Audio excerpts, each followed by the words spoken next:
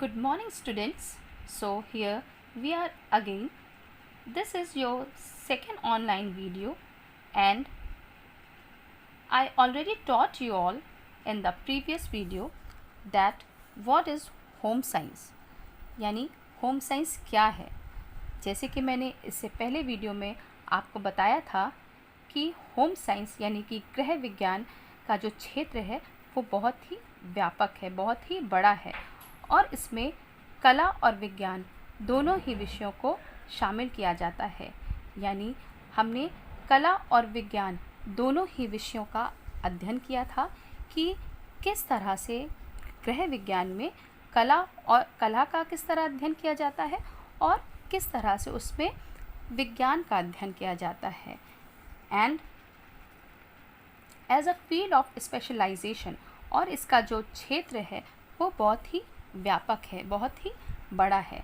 तो आज हम लोग इसके क्षेत्र को और भी डिटेल में जानेंगे और आज का हमारा टॉपिक है areas of specialisation in home science, यानी गृह विज्ञान में विशेषज्ञता का क्षेत्र। By now you must have understood that home science is an important area of study. Let us now find out in detail the specific areas that you have to study in this subject.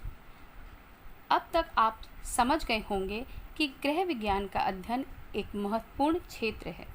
आइए अब हम इन विशिष्ट क्षेत्रों की विस्तार पूर्वक चर्चा करेंगे जिनका अध्ययन आपको इस विषय के अंतर्गत करना होगा।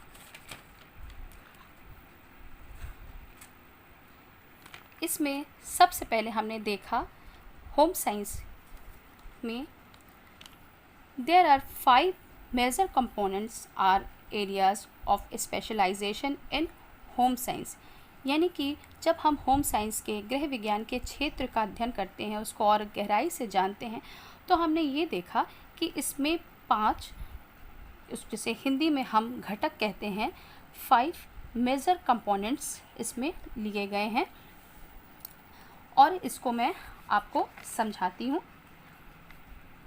जैसे कि आप देख रहे हैं होम साइंस है और इसका मेजर कंपोनेंट्स दिया गया है। इसमें 5 मेजर कंपोनेंट्स हैं। फर्स्ट है फूड एंड न्यूट्रिशंस, यानी भोजन तथा पोषण। सेकंड रिसोर्स मैनेजमेंट, यानी कि संसाधन प्रबंधन। Third fabric and apparel science, यानी कपड़ा तथा वस्त्र विज्ञान। फोर्थ कम्युनिकेशन एंड एक्सटेंशन, यानी संचार।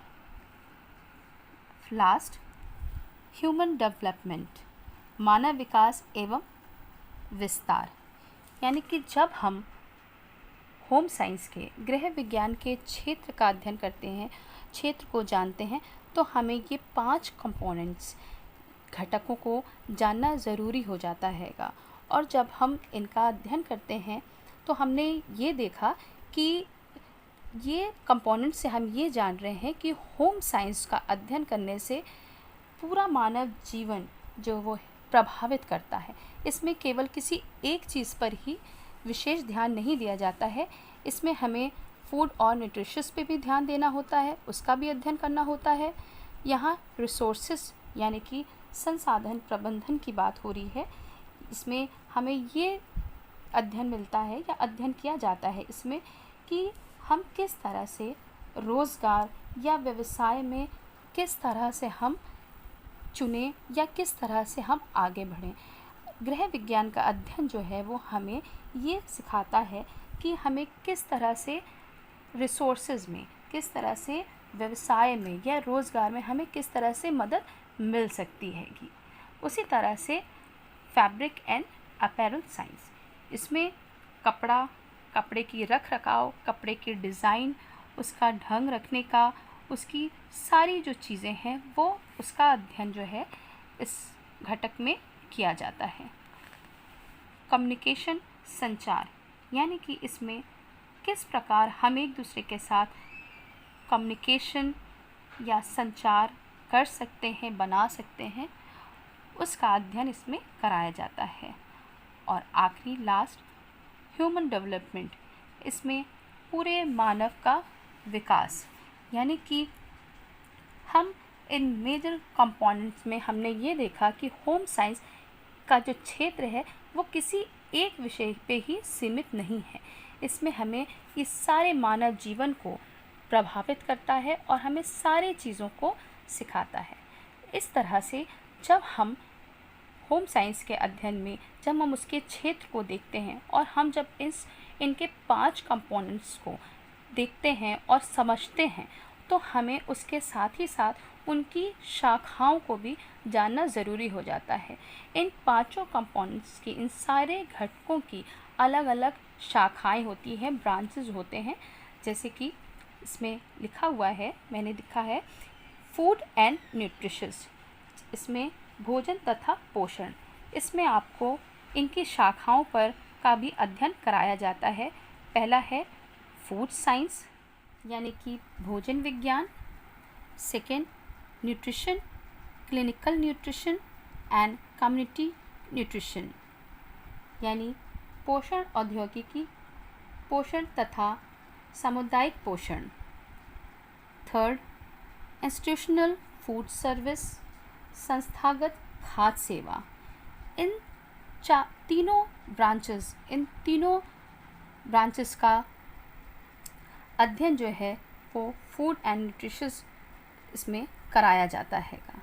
सेकेंड, रिसोर्स मैनेजमेंट, यानी कि संसाधन प्रबंधन। इसमें सबसे पहला ब्रांच है रिसोर्सेज मैनेजमेंट, संसाधन प्रबंधन। हाउसिंग एंड इक्विपमेंट, आवास तथा उपकरण।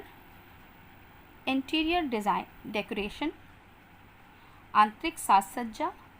कंज्यूमर एजुकेशन, उपभोक्ता शिक्षा। इसमें हमने इस चीज़ को देखते हैं कि आवास, हाउसिंग यानी कि आवास, हमें घर से संबंधित हर चीज़ों का अध्ययन इसमें कराया जाता है। केवल अंदरी ही नहीं बल्कि उसकी साज सज्जा, रख रखाव, घर के पूरे मैनेजमेंट का अध्ययन जो है इसमें कराया जाता है। फिर थर्ड है फैब्रिक एंड अपैरल साइंस। इसमें उसका फर्स्ट ब्रांच है क्लोथिंग कंस्ट्रक्शन, यानी कपड़े की संरचना। सेकेंड, टेक्सटाइल साइंस, टेक्सटाइल विज्ञान। टेक्सटाइल डिज़ाइनिंग, यानी कि textile design. Fourth, garments designing, यानी कि कपड़ों की design. Fifth, care and maintenance of clothes, यानी कि वस्त्रों का रख रखाव तथा देखभाल। इसमें हमें सिर्फ खाने या मैनेजमेंट की ही, प्रबंध करने की ही शिक्षा नहीं दी जाती, बल्कि हमें इसमें और भी किस चीज़ की शिक्षा दी जाती है, कपड़ों के रख रखाव की, उसका क्या फैब्रिक है, क्या कपड़ा है, उसको कैसे रखना है, उसको कैसे डिज़ाइन देना है, उसको कैसे मेंटेन करना है, किस तरह से उसको सही तरीके से रख रखाव करना है। ये सारी चीज़ों का अध्ययन जो है वो हमें फैब्रिक एंड अपैरल साइंस के द्वारा दिया जाता हैगा। और ये सारी जो है ये इनकी प्रमुख शाखाएं हैंगी। फोर्थ है कम्युनिकेशन एंड एक्सटेंशन। इसमें फर्स्ट है मीडिया फॉर कम्युनिकेशन, यानी मीडिया फॉर कम्युनिकेशन यानी संचार का माध्यम। सेकेंड है प्रोग्राम प्लानिंग एंड एवैल्यूएशन, कार्यक्रम नियोजन तथा मूल्यांकन। Third, training and capacity building, प्रशिक्षण तथा क्षमता निर्माण। Last, management of community service organisation, सामुदायिक सेवा संगठनों का प्रबंधन। इसमें सारे कम्युनिकेशन के बारे में कि किस तरह से हमारा संचार के माध्यम से किस तरह हमें सहायता मिल सकती है, या हमें प्रशिक्षण के लिए किस तरह हमारे क्षमताओं का निर्माण किया जाता है। ये सारे चीज़ का अध्ययन जो है वो हमें कम्युनिकेशन और एक्सटेंशन के द्वारा और इनकी प्रमुख शाखाओं के द्वारा मिलता है, या उससे हमें मदद मिलती है। एंड फिफ्थ, ह्यूमन डेवलपमेंट, यानी कि मानव विकास। जैसे कि हमें नाम से ही पता चलता है कि ह्यूमन डेवलपमेंट का मतलब है प्रत्येक मानव के जीवन का विकास करना। अब हमें इसमें जब हम इसका अध्ययन करेंगे तो हम इसकी प्रमुख शाखा को देखते हैं, जिसमें फर्स्ट है चाइल्ड वेलफेयर, बाल कल्याण। Second, adolescence, marriage and family guidance, किशोर अवस्था, विवाह तथा पारिवारिक मार्गदर्शन। Third, care of the elderly, यानी बुजुर्गों की देखभाल। Fourth, care of special children, यानी विशेष बच्चों की देखभाल। इस तरह से हमने देखा कि इसमें बच्चों की, यानी कि छोटे बच्चों की बाल कल्याण में जब वो छोटे होते हैं तो उनकी किस तरह से देखभाल, उनका किस तरह से पालन पोषण किया जाता है, इस चीज़ का हमें अध्ययन कराया जाता है।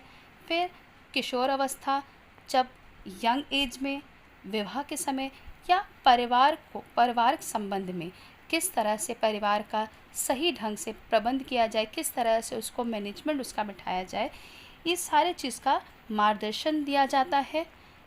थर्ड, इसमें बुज़ुर्गों की, हमारे घर में हमारे बुज़ुर्ग होते हैं, उनकी किस तरह से देखभाल करनी चाहिए, उनके साथ किस तरह से हमें बातचीत करनी है, किस तरह से उनके साथ अपना व्यवहार रखना है, इस चीज़ का ज्ञान जो है हमें इसमें दिया जाता है। फिर लास्ट, विशेष बच्चों की देखभाल। विशेष बच्चों की देखभाल का मतलब बहुत से हमारे ऐसे बच्चे होते हैं जो पोलियो होता है जिन्हें, या किसी तरह से उनके पैर, हाथ या किसी भी तरह के अंग जो हैं वो काम नहीं करते हैं। वो इस ऐसे बच्चों की देख रेख, ऐसे बच्चों को संभालना, इस चीज़ का अध्ययन जो है वो हमें इसमें किया जाता है। तो इस तरह से हमने देखा कि गृह विज्ञान का क्षेत्र जो है वो केवल किसी एक विषय से संबंधित नहीं है, बल्कि इसमें पूरे मानव जीवन को देखा जाता है।